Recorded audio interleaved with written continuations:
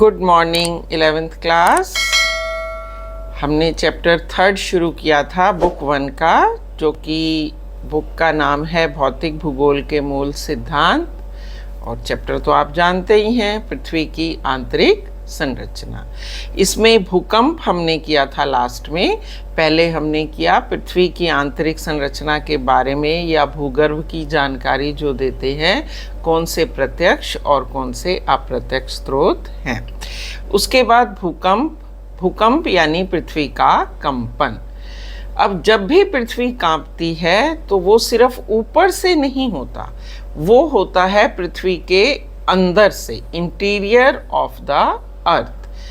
जो पृथ्वी के अंदर, या जिसको आप कहते हैं पृथ्वी की आंतरिक संरचना, वहाँ से ये भूकंपीय लहरें उठती हैं और धीरे धीरे धीरे धीरे ये धरातल के ऊपर आती हैं। और मैंने आपको ये भी बताया था कि जब ये भूकंपीय लहरें धरातल पर आती हैं तब वो तो एपिसेंटर कहलाता है, यानी अधिकेंद्र, और जो पृथ्वी के नीचे है वो कहलाता है हाइपोसेंटर, यानी अवकेंद्र। सेंटर में जो होता है नीचे वो अवकेंद्र, और धरातल पर जो होता है वो होता है अधिकेंद्र। आप अगर पेज नंबर 23 देखेंगे तो आप देखेंगे, मैंने ये आपको मार्क कराया था कि भूतल पर वह बिंदु जो उद्गम केंद्र के समीप होता है अधिकेंद्र कहलाता है। और अधिकेंद्र पर ही सबसे पहले लोगों को महसूस किया जाता है। जो भी तरंगे आती हैं लोग उसको सबसे पहले वहीं पर महसूस करते हैं। देखिए, मान लो ये सेंटर है, ठीक है, ये है धरातल के ऊपर और ये हिस्सा है धरातल के नीचे। ये वाला हिस्सा जो है ये भूतल पर है, ये अधिकेंद्र कहलाएगा, यानी एपिसेंटर। नीचे वाला हिस्सा कहलाएगा अवकेंद्र, यानी हाइपोसेंटर। क्लियर? अब ये धरातल पर से भूकंप आया, यहाँ से जो तरंगें उठी वो इस तरह से फैलती हुई पहुंचती जाएंगी।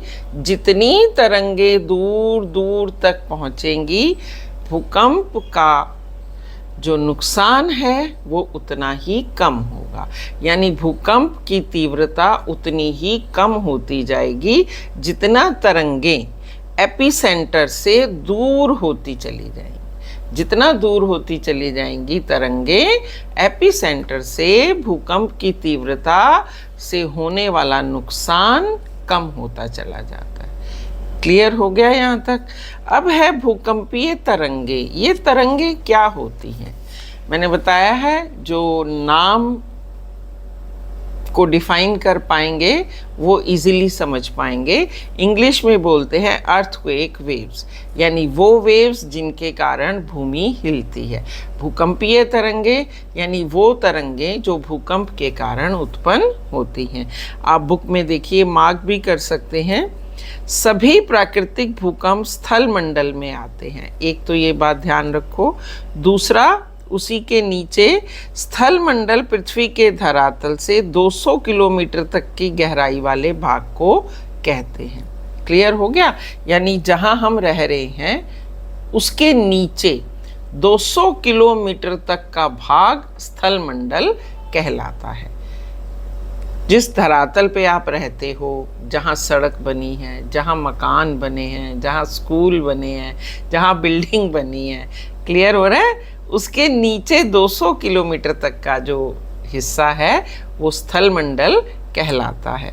अब भूकंप मापी यंत्र यानी सीस्मोग्राफ, जिसके द्वारा नापा जाता है कि भूकंप की तीव्रता कितनी थी। आपने जब भी भूकंप आए तो आप न्यूज़ ध्यान से सुना करो, और अगर कोई पुराना भूकंप कभी आया हो आप गूगल पे डाल के दे सकते हैं। न्यूज़पेपर तो आजकल बच्चे ज़्यादातर कलेक्ट करते नहीं, आप गूगल पे सर्च करके देख सकते हैं कि पिछला भूकंप कहाँ आया था, तो वहाँ आपको वो 3-4 चीज़ें बताएगा। एक तो भूकंप का सेंटर क्या था, फिर भूकंप मापी यंत्र से उसकी जो तीव्रता नापी गई वो कितनी थी। क्लियर? तो इस तरह से भूकंप मापी यंत्र से हम भूकंपीय तीव्रता को नाप सकते हैं। भूकंपीय तरंगें जो हैं वो तरंगें हैं जो भूकंप के कारण होती हैं, और भूकंपीय तरंगें सीस्मोग्राफ यानी भूकंप लेखी के द्वारा मापी जाती हैं। अब ये दो तरह की हैं, पहला भूगर्भिक तरंगें, दूसरा धरातलीय तरंगें। आप अपनी बुक में मार्क भी कर सकते हो, 23 पेज पे दिया हुआ है। भूगर्भिक तरंगें वो तरंगें हैं जो पृथ्वी के अंदर भूगर्भ में उत्पन्न होती हैं। धरातलीय तरंगें वो हैं जो ये भूगर्भिक तरंगें जब धीरे धीरे ऊपर पहुंचती हैं, क्रिया और प्रतिक्रिया के द्वारा ये बदल जाती हैं, और ये क्योंकि धरातल पे चल रही हैं तो ये कहलाती हैं धरातलीय तरंगें। अब भूगर्भिक तरंगें फिर दो तरह की हैं, पी तरंगें और एस तरंगें। पहले आप भूकंपीय तरंगों को बुक में से मार्क कर लीजिए। बुनियादी तौर पर बिल्कुल सेंटर में दिया हुआ है कि भूकंपीय तरंगें दो प्रकार की हैं, भूगर्भिक यानी बॉडी वेव्स और धरातलीय यानी सरफेस वेव्स। भूकंपीय तरंगें उद्गम केंद्र से ऊर्जा के मुक्त होने के दौरान पैदा होती हैं और पृथ्वी के अंदरूनी, मैंने आपको बताया था आंतरिक भाग, इससे होकर ये सभी दिशाओं में आगे बढ़ती हैं, इसलिए इन्हें भूगर्भिक तरंगें कहते हैं। इसी के साथ दिया है फिर भूगर्भिक तरंगों और धरातलीय शैलों के मध्य अन्योन्य क्रिया यानी आपस में क्रिया प्रतिक्रिया जो होती है उसके कारण नई तरंगें उत्पन्न होती हैं, जिनको हम धरातलीय तरंगें कहते हैं। अब नेक्स्ट पैराग्राफ में भी आप मार्क कर सकते हैं कि भूगर्भीय तरंगें दो तरह की हैं, पी और एस तरंगें। पी तरंगें यानी प्राथमिक, एस यानी secondary, primary and secondary. Primary यानी प्राथमिक, सेकेंडरी यानी गौण। प्राइमरी तरंगों की सबसे बड़ी विशेषता ये है कि ये सबसे पहले पहुंचती हैं। जब पृथ्वी के नीचे से तरंगें निर्मुक्त होती हैं तो ये धरातल पर सबसे पहले पहुंचती हैं।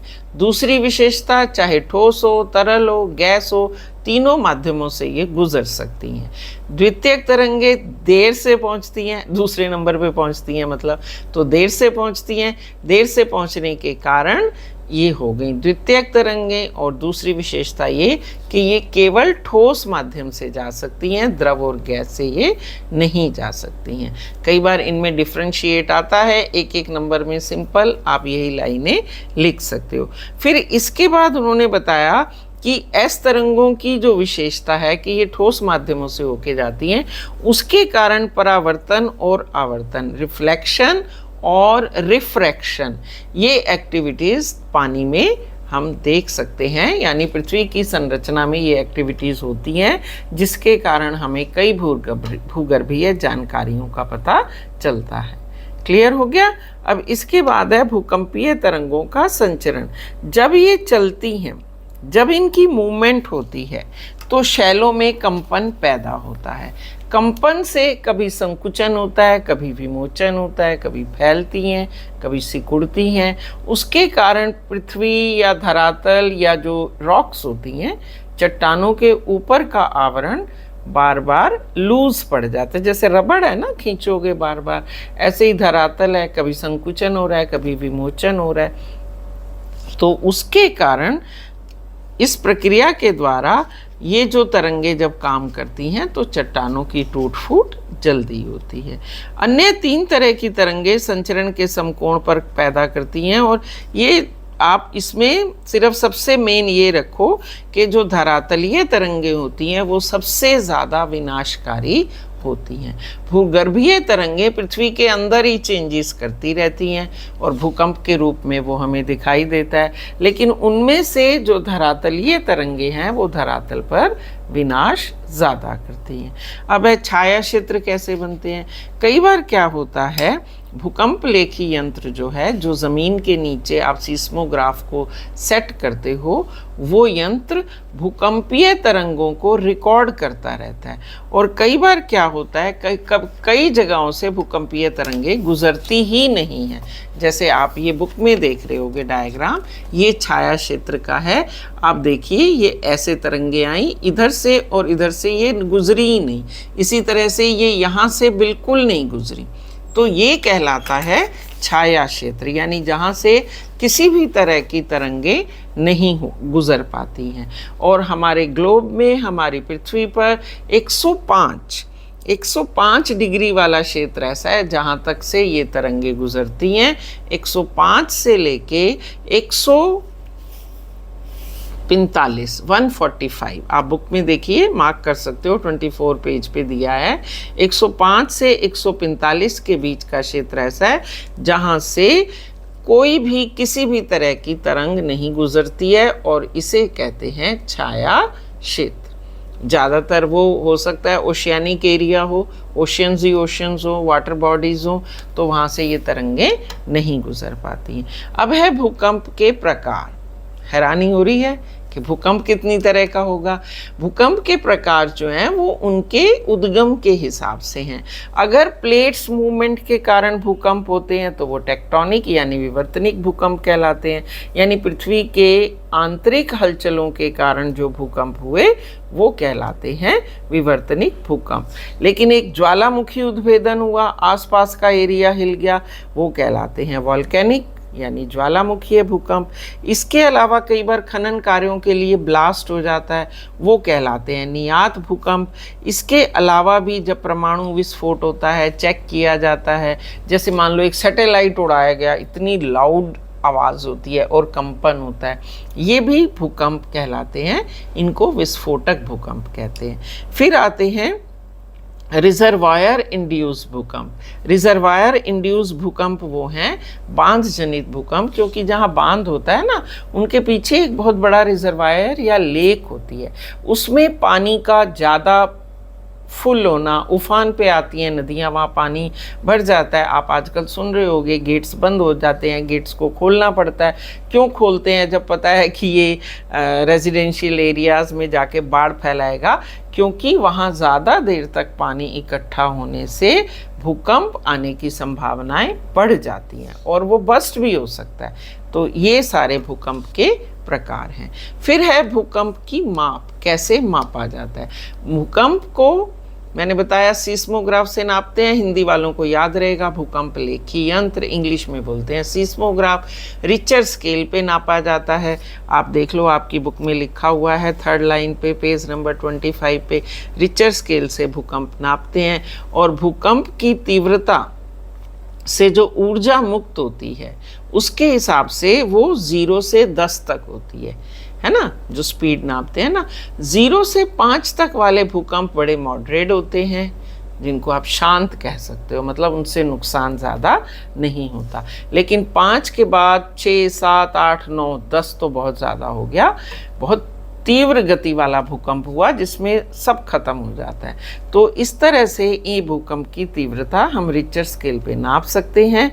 एक और था मर्केली, इटली का वैज्ञानिक, उनके हिसाब से भी इनको नापा जाता है, पर वो 1 से 12 है, और रिचर स्केल वाली जो है वो 0 से 10 तक है। आजकल जो वर्ड में यूज़ हो रही है वो रिचर स्केल पर ही भूकंप को मापा जाता है। अब 2 क्वेश्चन 1-1 अंक वाले बन गए। एक तो भूकंप को किस यंत्र से नापते हैं, भूकंप लेखी, और इसका पैमाना क्या है, रिचर स्केल, है ना, और इसकी तीव्रता 0 से 10 तक। इस तरह से आप जो मैं मार्क करा रही हूँ उनमें छोटे छोटे क्वेश्चन जो हैं वो बना सकते हैं। लास्ट में आइए भूकंप के प्रभाव। बहुत सारे बच्चों को अब तक पता चल गया होगा, भूकंप से बिल्डिंग हिल जाती हैं, भूकंप से मकान धराशायी हो जाते हैं। 1-2 और इसमें है जो नए हैं वो मैं आपको बता देती हूँ। भूमि का हिलना क्लियर हो गया, भूकंप। फिर धरातलीय विसंगति, एक धरातल नीचे सेम प्लेट है, सेम मतलब एरिया है, लेकिन एकदम से क्या हुआ, पूरी पृथ्वी का कुछ हिस्से नीचे धंस गए, कुछ ऊपर हो गए, तो वो कहलाती है विसंगति। फिर भूस्खलन, लैंडस्लाइड जिसको बोलते हो। पंखस्खलन, लैंडस्लाइड के बाद ही बेटे जो मिट्टी होती है वो दलदल के रूप में, बारिश का पानी मिल जाता है और वो स्लाइड करने लगती है। बहुत नुकसानदायी है क्योंकि उसकी कैपेसिटी बढ़ गई, पानी के साथ फोर्स भी बढ़ गई, बहा के ले जाती है बहुत सारी चीज़ों को। मृदा द्रवण भी यही है, मृदा का मूव करना। फिर धरातल का एक तरफ झुकना, सिंपल। हिमस्खलन यानी जैसे ही भूकंप आया, कहीं पर जो हिमानी थी वो टूट के नीचे आ गई, ग्लेशियर्स कट गए, वो कहलाता है हिमस्खलन, जिसको आप स्नो स्लाइड्स भी कह सकते हो। जैसे आपने लैंडस्लाइड कहा, ये स्नो स्लाइड हो गया। धरातलीय विस्थापन वही ऐसे इस तरह से हो जाना, इस तरह से हो जाना, बीच में क्रैक्स आ जाना। बांध और तटबंध टूट जाते हैं, बता दिया। आग भी लग सकती है, इमारतें भी टूट जाती हैं, उनके ढांचे ध्वस्त हो जाते हैं, वस्तुएं गिर जाती हैं, और अगर समुद्र में आएगा तो सुनामी हो जाएगा। क्लियर? ये प्रभाव पृथ्वी के किसी भी कोने में उसकी धरातलीय संरचना के हिसाब से हो सकते हैं। अब इन सब में सुनामी अपने आप में एक अन्योन्य क्रिया है। वो तभी होती है जब भूकंप समुद्र के अंदर आते हैं, तो लहरों की तीव्रता बढ़ जाती है। लास्ट एक बच्चे आपके दिया है, वो है भूकंप की आवृत्ति। कैसे हम कहेंगे ये मध्यम भूकंप, तीव्र भूकंप या स्लो भूकंप था? तो भूकंप एक प्राकृतिक आपदा है। तीव्र भूकंप के झटकों से जन और धन की हानि होती है। फिर भी ऐसा नहीं है कि सभी भागों में तीव्र भूकंप आते हो। कहीं पर हल्के झटके लगते हैं, कहीं पर थोड़ा बहुत नुकसान होता है, और कहीं पर पूरा का पूरा नगर ही ध्वस्त हो जाता है। इस तरह से होता है। तो ऐसे तीव्र झटके केवल वही क्षेत्र हैं जहाँ भ्रंश है, जहाँ ज्वालामुखी उद्भेदन होते हैं, वहाँ क्रैक्स बहुत बड़े होते हैं। और पूरे वर्ल्ड में, आगे आप इसी में पढ़ोगे, जोन्स हैं जिनको बोला जाता है फायर, एक मिनट, रिंग ऑफ फायर, है ना, कि जहाँ पर ज़्यादातर भूकंप और ज्वालामुखी आते हैं। और इसी में दिया है कि रिक्टर स्केल पर 8 से अधिक तीव्रता वाले भूकंप के आने की संभावना बहुत कम होती है। 1 से 2 वर्षों में ये 1 या 2 बार आते हैं। और पृथ्वी पर हल्के भूकंप हर 1 मिनट में पृथ्वी के किसी न किसी भाग पर आते हैं। और आपको हैरानी होगी, जापान ऐसा क्षेत्र है जहाँ हर मिनट में भूकंप आते ही आते हैं, और वो अपनी बिल्डिंग्स को भूकंप प्रतिरोधी बनाते हैं, भूकंप रोधी बनाते हैं, ताकि वो भूकंप के झटकों को सह सकें। क्लियर? आज के लिए इतना करो, इसको रिवाइज करो, और फिर नेक्स्ट टॉपिक पृथ्वी की संरचना जो है वो हम नेक्स्ट क्लास में करेंगे। Keep watching my channel Nirmal geography classes, and like, share and subscribe. आपको अच्छा लगता है तो बच्चे कमेंट्स कीजिए फॉर माय मॉडिफिकेशंस, और मेरे को भी थोड़ा उत्साह, मैं भी हो जाती हूँ उत्साहित कि चलो क्लास करनी है, नहीं तो मुझे लगता है बच्चे देख नहीं रहे तो क्या करें। ठीक है, चलिए, okay, stay blessed, keep watching and have a nice day, good bye.